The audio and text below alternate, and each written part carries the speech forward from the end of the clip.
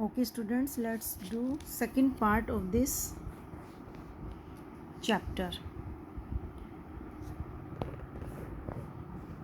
I see some very beautiful grounds, I said, and a lot of jolly children. मैंने बहुत सुंदर grounds देखे और बहुत ही जोली होते हैं, हंसमुख स्वभाव के, एक हंसते खेलते हुए बच्चे देखे बहुत सारे. इट पेन्स मी, इनको देखकर मुझे दर्द हो रहा था. दो to see that they are not all so healthy and active looking.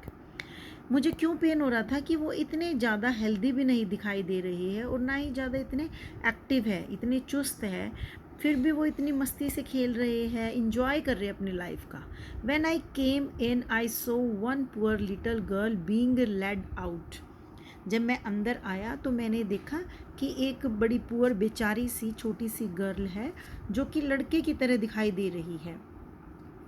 She has some trouble with her eyes. उसकी आंखों में कोई दिक्कत है. Now I can see two more with the same difficulty. अब मैं और भी लड़कियां देख पा रहा हूँ जिसकी भी यही सेम दिक्कत है, जिन दोनों की भी. And there is a girl with a crutch watching the others at play. और एक वहाँ पर एक ऐसी लड़की है जिसने कि क्रच क्या होता है कि सहारा लेकर चलने के लिए कोई इंस्ट्रूमेंट, कोई चीज़ यूज़ करते हैं सहारा लेकर चलने के लिए. तो यानी कि वो अच्छे से चल नहीं पा रही है, अपाहिज है, इसीलिए उसने क्रच का हेल्प लिया हुआ है. She seems to be a hopeless cripple. वो एक बेचारी लाचार क्रिप्पल नज़र आ रही थी. क्रिप्पल क्या होता है? एक तरह से वो इंसान जो मजबूर हो, बेबस हो, लाचार हो. Miss Beam laughed. वो हंसी Miss Beam. Oh no she said. उसने बोला. She is not really lame. वो लेम नहीं है. लेम क्या होता है? जो आलसी होते हैं, जो काम नहीं करना चाहते, मतलब मायूस होते हैं. तो वो कहते हैं वो नहीं है ऐसी. This is only her lame day. ये सिर्फ आज का दिन उसका लेम डे, आलसी और सुस्ती मारने वाला दिन है आज उसका. The others are not blind either. और जो दूसरे हैं वो अंधे नहीं हैं. It is only their blind day. सिर्फ आज उनका अंधेपन वाला दिन है. I must have looked very surprised for she laughed again.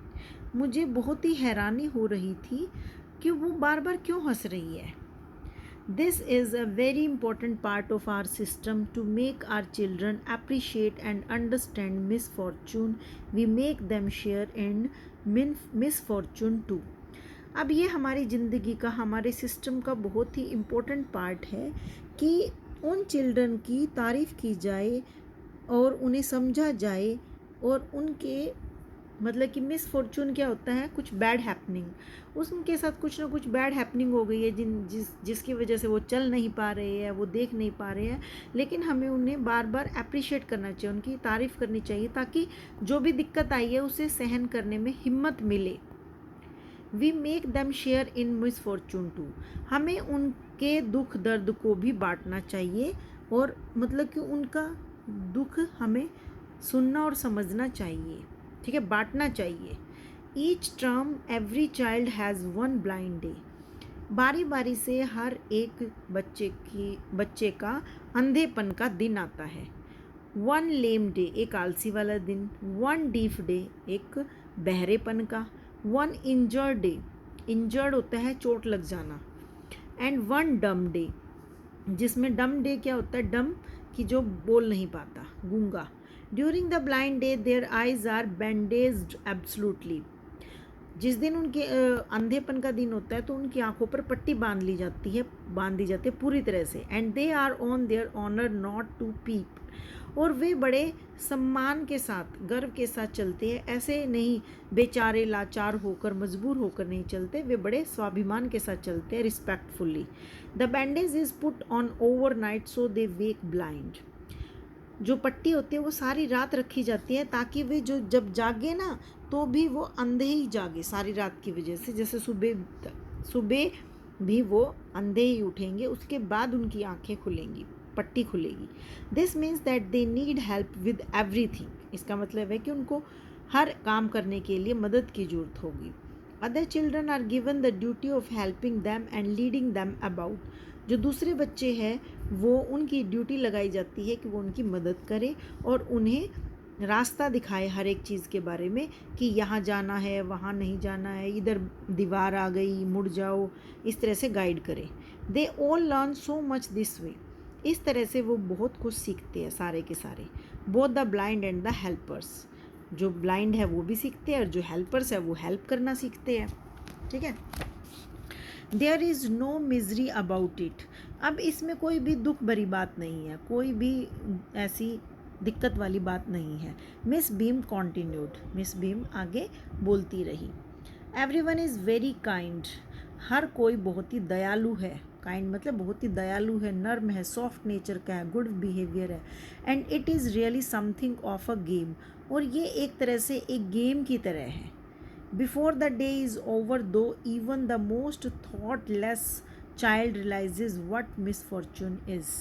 अब क्या है, दिन ख़त्म होने से पहले यहाँ तक कि जो सबसे थॉटलेस बच्चा है ना, थॉटलेस होता है जो भी कुछ भी सोचता नहीं है, जिसके पास दिमाग ही नहीं है, बस वो ऐसे ही जो कहते हैं वही करता जाता है, वो अपना ज़्यादा दिमाग यूज़ नहीं करता, वो भी रियलाइज़ करता है व्हाट मिसफॉर्चून इज़, कि उसे भी समझ आता है कि भाई क्या मतलब कि एक बैड हैपनिंग होती है, क्या मतलब कि किसी के साथ कुछ भी बुरा हो जाए तो किस तरह की दिक्कतें आती हैं, वो भी समझ जाता है, सब समझ जाते हैं।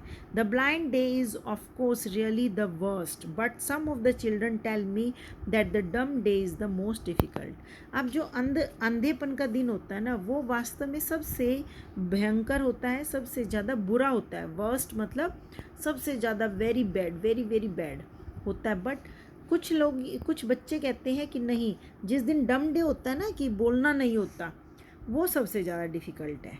We cannot bandage the children's mouths. हम बच्चों के मुंह पर पट्टी नहीं लगा सकते। So they really have to exercise their will power. इसीलिए उन्हें अपनी विल पावर होती है कि अपनी इच्छा को इतना मजबूत बनाना, अपनी दृढ़ निश्चय करना, कि पूरा डिटर्मिनेशन करना कि हम आज नहीं बोलेंगे, उसकी उन्हें प्रैक्टिस करनी पड़ती है। क्योंकि पट्टी लग गई तो उन्हें कुछ भी जोर लगाने की ज़रूरत नहीं है, पट्टी से कुछ दिखाई ही नहीं देगा।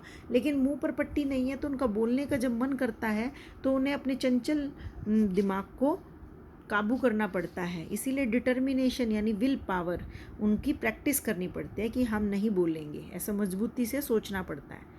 कम into the garden and see for yourself how the children feel about it. आओ गार्डन में आओ और तुम भी देखो कि बच्चे कैसे क्या फील करते हैं, तुम भी देखो। Miss Beam led me to one of the bandaged girls. Miss Beam मुझे एक लड़की मतलब कि जो जिन भी लड़कियों की आंखों पर पट्टी लगी हुई थी उनमें से किसी एक के पास मुझे ले गई। Here is a gentleman come to talk to you, said Miss Beam and left us. उस लड़की के पास मिस बीम ने मुझे छोड़ दिया और कहा कि यहाँ एक जेंटलमैन है जो तुमसे बात करने के लिए आया है। मिस बीम ने ऐसा उस लड़की को बोला मेरे बारे में और हम दोनों को वहाँ छोड़ दिया। Don't you ever peep, I asked the girl. Don't you ever peep, इसका मतलब ये है कि वो लड़की अब मुझे पट्टी बांध रही है, यानी कि जो देख रहा था ना विंडो में से, जो भी कुछ नज़ारा देख रहा था, वो उसे पट्टी बांध रही है और कह रही है कि तुम्हें इससे झांकना नहीं है। पीप होता है पट्टी हटाकर थोड़ा बहुत हम झांक कर देख लेते हैं ना कि कहाँ है बच्चे, उनको हम हाथ लगा ले। तो उसने कहा कि डोंट यू एवर पीप, तुम्हें इस पट्टी को हटा के ताक झांक नहीं करनी है। I ask the girl. Oh no, she exclaimed. अरे नहीं, उसने मुझे कहा। ओके ओके, ये जो बच्चा है ना जो गार्डन में से सबको देख रहा है खेलते हुए, वो बच्चा कह रहा है उस लड़की को कि तुम्हें अब झांकने की कोई ज़रूरत नहीं है। तो वो लड़की कहती कि नहीं नहीं, शी एक्सक्लेम्ड का मतलब है कि वो हाँ भरती है कि नहीं नहीं मैं नहीं देखूँगी। दैट वुड बी चीटिंग, वो चीट करना हो जाएगा, धोखा देना हो जाएगा। But I had no idea it was so awful to be blind. लेकिन मुझे कोई आइडिया ही नहीं था कि ब्लाइंड होना इतना ज़्यादा awful है। awful क्या होता है? दुख भरा, जिसमें कि परेशान होते हैं, तंग होने वाली बात है। ये मुझे कोई आइडिया नहीं था। You can't see a thing, तुम्हें एक भी चीज़ नहीं दिखाई देती। You feel you are going to be hit by something every moment, हर पल तुम्हें ये ऐसा लगता है कि तुम किसी चीज़ से टकरा जाओगे। ऐसा तुम्हें फील होता है कि तुम किसी न किसी चीज़ से टकरा जाओगे। It's such a relief just to sit down, बस राहत मिलती है बैठ कर, सिर्फ बैठ जाओ, चलो मत इधर उधर, तो तुम्हें थोड़ा रिलैक्स मिलता है। Are your helpers kind to you, I asked, मैंने कहा कि तुम्हारे जो हेल्पर्स हैं वो तुम्हारे साथ अच्छा व्यवहार करते हैं, वो काइंड है, दयालु है। फेयरली, पूरी तरह से। But they are not as careful as I shall be when it is my turn. वो कहती है कि भाई जब मेरी टर्न आती है ना, मेरी बारी आती है, तो मैं ज़्यादा केयरफुल हूँ, वो उतने केयरफुल नहीं है जितने कि मैं होती हूँ जब मेरी बारी आती है। Those that have been blind already are the best helpers, जो पहले से ही ब्लाइंड है, अंधे हैं, वो सबसे अच्छे हेल्पर्स हैं। It's perfectly ghastly not to see, I wish you would try. It's perfectly ghastly not to see, मतलब कि ये ना पूरा, जब हम देख नहीं पाते ना, तो ये पूरी तरह से ना, मतलब कि बड़ा ही तंग होने वाला, परेशानी वाला, चिड़चिड़े वाला, एक बड़ा ही भयंकर सा एक फीलिंग आती है ना, एक बैड सी वाली, वो वाली चीज़ है ये पूरी तरह से। मैं आई विश, मैं चाहती हूँ कि तुम भी एक बार ट्राई करो। Shall I lead you anywhere, I asked, मैंने उससे पूछा कि क्या मैं तुम्हें रास्ता दिखाऊं, कहीं छोड़ दूं, कहीं रास्ता दिखाऊं। Okay we will make, so okay, I will make third part of this story also, so stay tuned, bye bye.